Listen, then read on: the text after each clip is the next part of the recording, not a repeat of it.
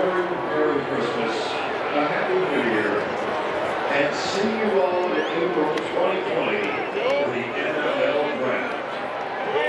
Please drive carefully and arrive home safely. Hail to the Redskins. Welcome to the Clarke County Sports Locker Room Show.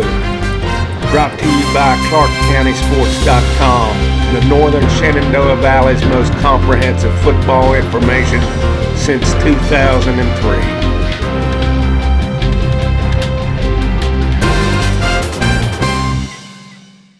This is Mo Murphy from Clarke County Sports and ClarkeCountySports.com. We're here at FedEx Field in Landover, Maryland, after the Washington Redskins end their 2019 home season with an overtime loss to the New York Giants, 41-35. The Skins came back and tied it up, but they just weren't able to hold the Giants out in overtime. They go on to capture the win.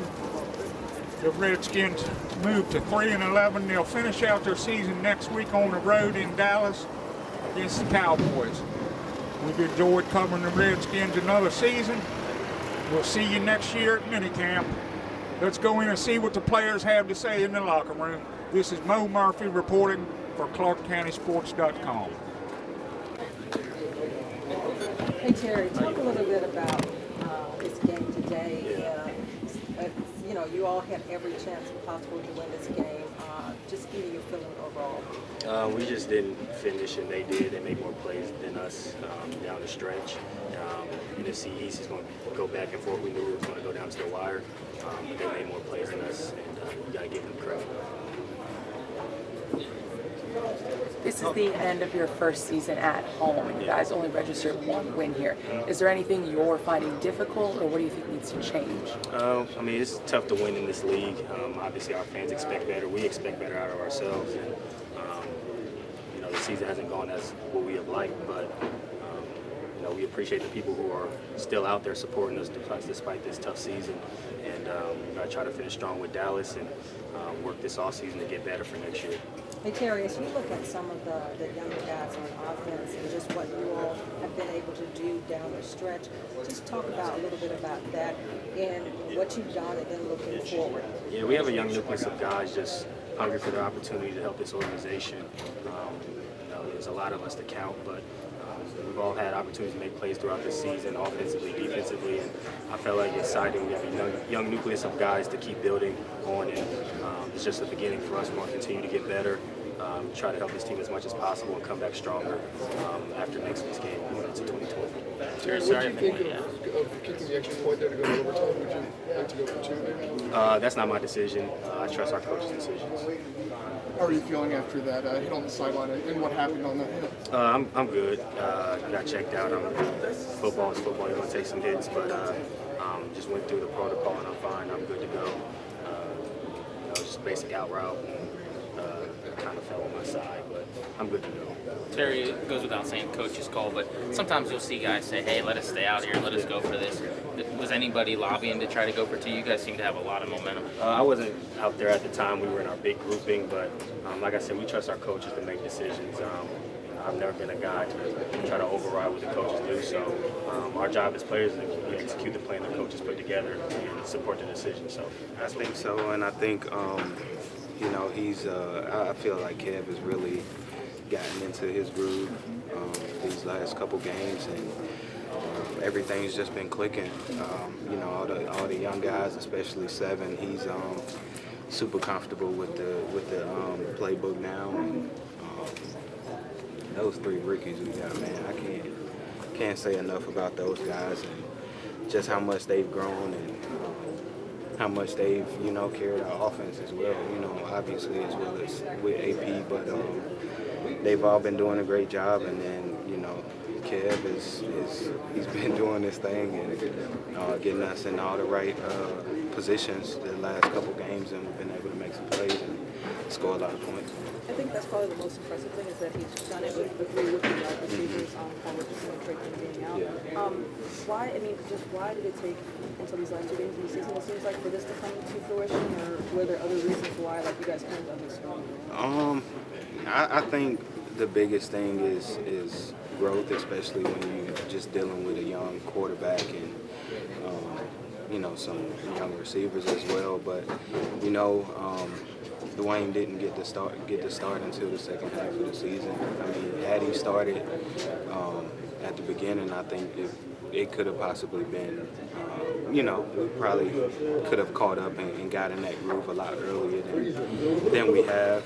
But it's just something good to see for the future. Dwayne, in my opinion, he got his top 3 guys right there. If we keep P. Rich and keep Trey and all the other guys around him, then I mean it's a great group, and Dwayne feels comfortable with him as well. And Case was able to go in and do his thing and help make some plays. But it's just good to see that all the guys are feeling it and just being calm and cool and not letting, even when we were down by 2 scores, guys, they kept their composure about them and just continued to make plays. Even to that point, Case Keenum stepped in and Kevin O'Connor did not miss a beat. The plan was altered on the fly, and you guys were able to come back from 14 down. Just a little more about your offensive coordinator, the fact that he was able to adjust it really on the fly like that.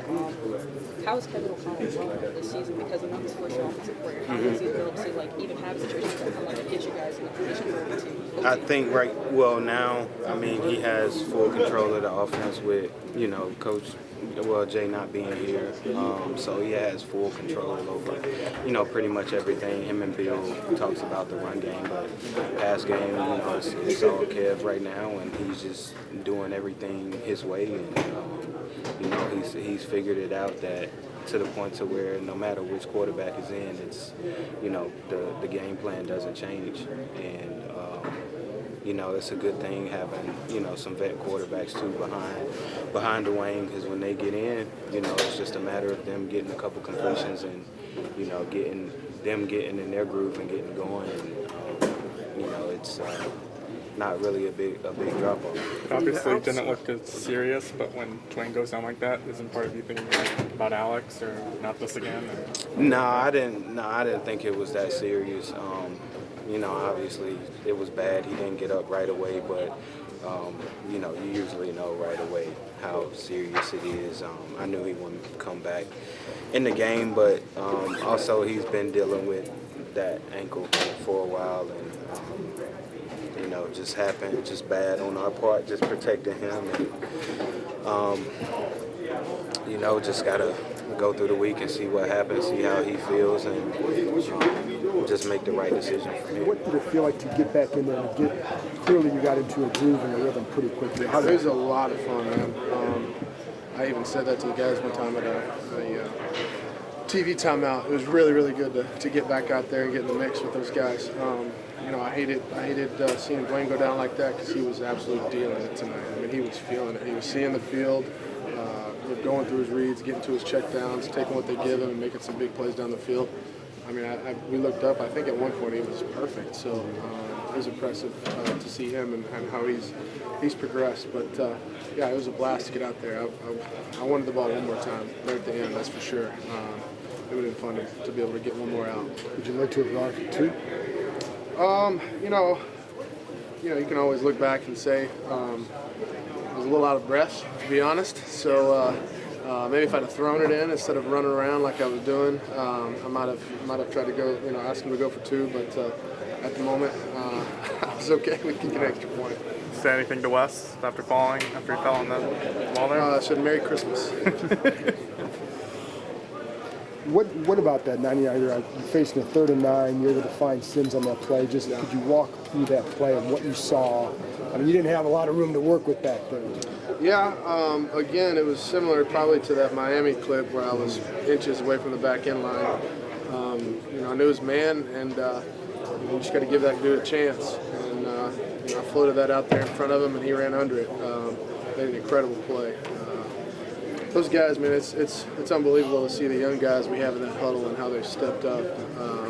Wes already talked about with those receivers. I mean, just from getting to know them during OTAs and throw routes with them and the way they are now. And I mean, none of those guys are rookies anymore. It's impressive. Adrian got 111 career rushing touchdowns today, passing the ball to Peyton. What is it like to play with a guy like that, surefire Hall of Famer? See him do that. Yeah, it's unbelievable. I mean, even the touchdown to tie it, we are able to fake it to him. And so a guy like that, teams know where he's at all times, and you never know which play is going to break. It's awesome. He's been the leader in this locker room since I first got here. And, doesn't complain. Just puts his head down and works. And to do that, I don't know what year it is for him. It'll be 11, something like that. I mean, it's awesome. It's awesome. I'm gonna get to tell my kids I got to play with Adrian Peterson.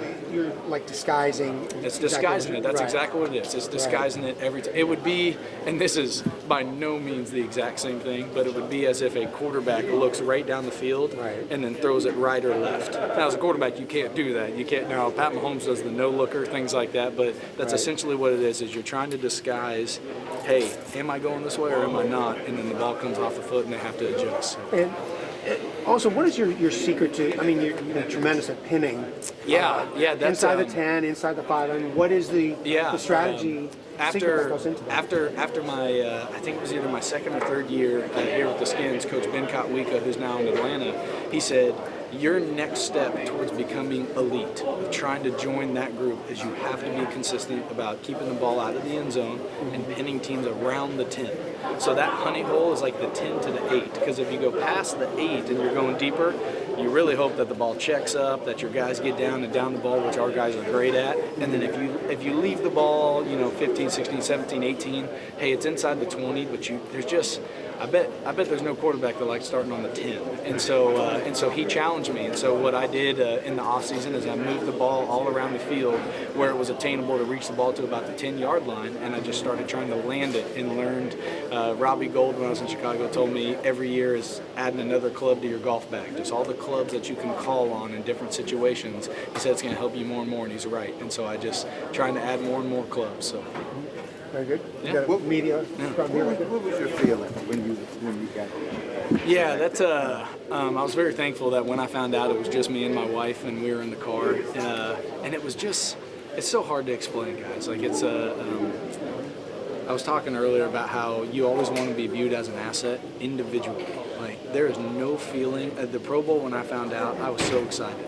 There is no feeling of that adrenaline and that excitement like the playoffs when we went in 2015. I mean, that was surreal. And so that team goal of getting to go do that, you just hope individually that you've been an asset to help the team. And so when the stars happen to align so much so individually that something like the Pro Bowl happens, it's still new. If you come back and ask me next year, I may have more of a grip of a feel on it, but it is.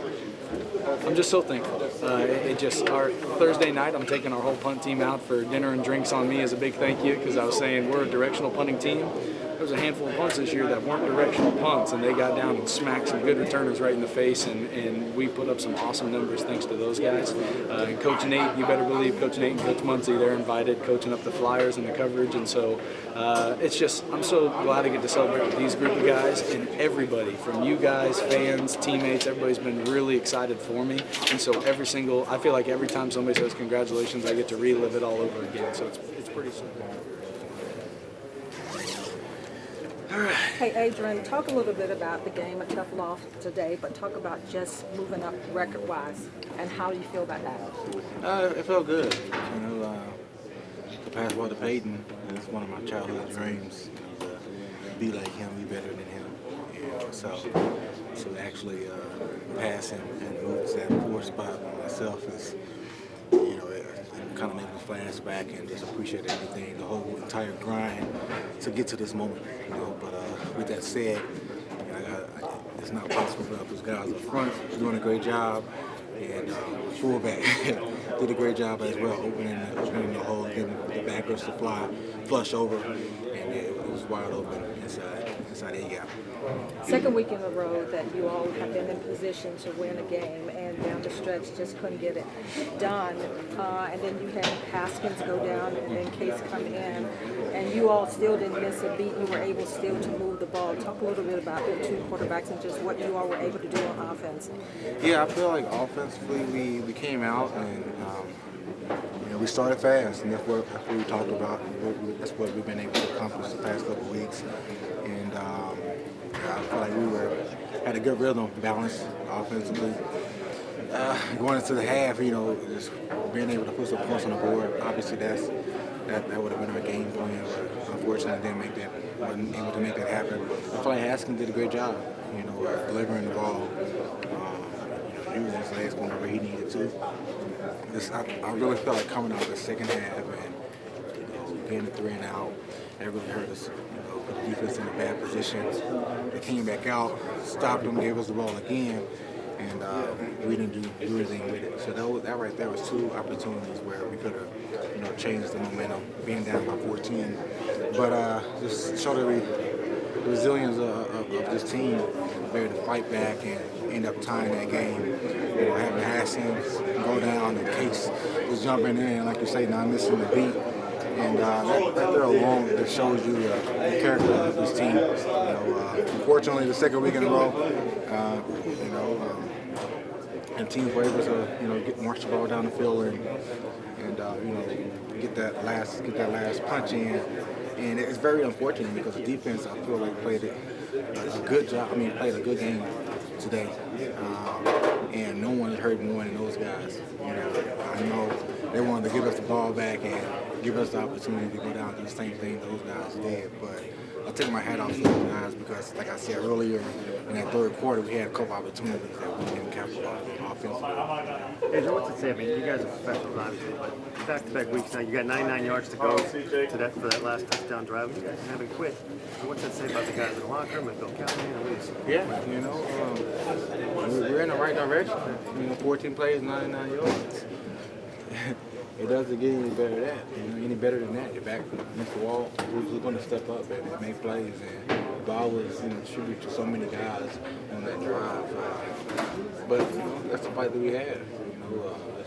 It says a lot too, obviously, with the coaching staff and those guys preparing us and putting us in the right position. And Coach Callahan is doing a great job of being a leader, and he really talking to us and detailing making the things detailed that we need to do if we get into those type of situations. So, unfortunately, we ran out of time. These guys, take my hat off to those guys. They got the W. Would you have liked to go for 2 at the end of regulation there? It's hard to say. You go for 2, you don't get it, you lose. It's how the game. Now you give yourself a chance to win the coin toss, put the defense on the field. If so, which happened, stop them, get the ball. So, it's hard. It's a tough decision. Adrian, outside, it looks like Haskins' progression is exponential the last couple of weeks. It looks like the progression is going. Oh yeah. He's more comfortable. He's leading the huddle, and most importantly, he's playing with confidence. He's playing with trust in his eyes. And we're able to see why we drafted him. So that's the most exciting thing is his progression and how he just continues to take steps forward, each week. Adrian, when you were talking about the record, you spoke on reflecting on the grind. How would you describe that journey? I don't know if one word can describe it. It's been like a roller coaster, highs and lows, highs and lows. And it's like so many games that you'll be able to look back and say, man, there's one series here, one play there, and we're a 10-win team. It doesn't seem like that being in this position, but that's how close it is. It's a game of inches. So, that right there is what hurts the most. When I kind of sit back and think about how the season's been up and down. But the most important thing is guys continue to fight. That's the most impressive thing. So that tells you what type of team we have, how we're being led, and what the future is going to look like.